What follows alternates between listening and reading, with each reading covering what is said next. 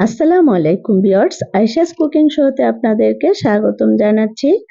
আমি আজ লাউ দিয়ে গরুর মাংস রান্না করব, তো চলুন তাহলে শুরু করি।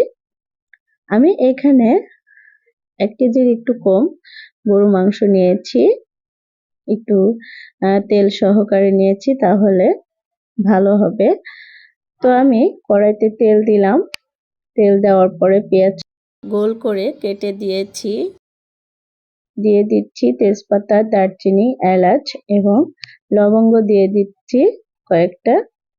এবার এই পেঁয়াজ ভালো করে ভেজে নিব। পেঁয়াজ ভাজার পরে আমি দিয়ে দিচ্ছি মশলা। আমি একটা বাটিতে এখানে হলুদ গুঁড়া, মরিচ গুঁড়া, আদা রসুন বাটা, জিরা বাটা সবকিছু দিয়ে মিক্সড করে নিচ্ছি। পানি দিয়ে মিক্সড করে নিয়েছি, সেটা দিয়ে দিলাম। তো এভাবে দিলে ভালো হয়, বারে বারে দেওয়ার চেয়ে এরকম বাটিতে গুলিয়ে নিলে ভালো হয়।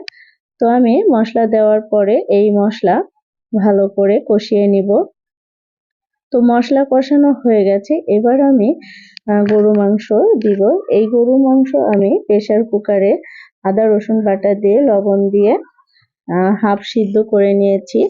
আমার কাছে এরকম ভালো হয়, সেজন্য আমি সিদ্ধ করে আগেই রেখেছি, ঝটপট রান্না করা যায়।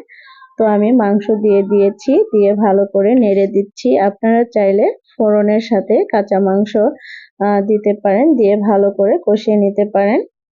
তো আমি মাংস দেওয়ার পরে দিয়ে দিচ্ছি লাউ। লাউ আমি এরকম করে কেটে নিয়েছি, আপনারা আপনাদের মতো করে কেটে নেবেন। তো লাউ দিয়ে দিচ্ছি। যেহেতু আমার হাফ সিদ্ধ করা মাংস, টাইম বেশি লাগবে না। আর লাউ শুধু শুধু লাউ সিদ্ধ হতে টাইম লাগবে। তো আমি লাউ দিয়ে ঢেকে দিলাম, ঢেকে দিয়ে কিছুক্ষণ রান্না করে নিব। তো কিছুক্ষণ রান্না করে ফিরে আসলাম, দেখুন লাউ অনেকখানি সিদ্ধ হয়ে গেছে, লাউয়ের ঝোল উঠেছে। আমি কিন্তু এখনো কোনো পানি দেইনি, লাউ থেকে ঝোল উঠেছে। আমি মাঝখানে কয়েকটা কাঁচামরিচ দিয়েছি।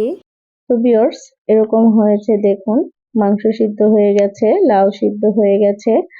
আমি যে গরুর মাংস সিদ্ধ করেছি সেই ঝোল দিয়েই কিন্তু আমি এই লাউ রান্না করলাম, আমি এক্সট্রা কোনো পানি দেইনি। তো ভিউয়ার্স, হয়ে গেছে আমার লাউ রান্না। তো কেমন হয়েছে আপনারা কমেন্ট বক্সে জানাবেন। গরুর মাংস দিয়ে লাউ রান্না খেতে অনেক মজা লাগে, আপনারা বাসায় একবার ট্রাই করবেন, দেখবেন সবাই পছন্দ করবে। তো আমার রান্না হয়ে গেছে, আমি সার্ভিং ডিশে উঠিয়ে নিয়েছি। দেখুন, যারা ফেসবুক থেকে দেখছেন প্লিজ পেজটি ফলো করে দিবেন, আর যারা ইউটিউব থেকে দেখছেন প্লিজ সাবস্ক্রাইব করে পাশে থাকবেন। আজকের মতো এখানেই বিদায় নিচ্ছি, দেখা হবে নেক্সট ভিডিওতে। আসসালামু আলাইকুম।